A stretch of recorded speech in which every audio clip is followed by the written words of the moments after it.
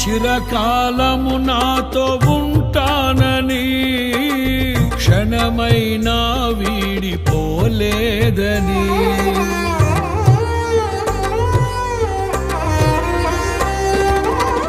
నీలో నన్ను చేర్చుకున్నావని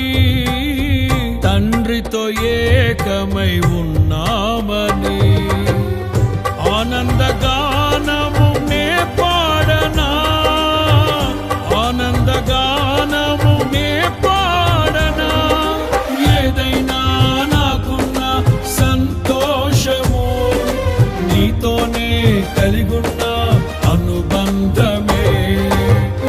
సృజనాత్మకమైన నీ కృప చాలు నే బ్రతికు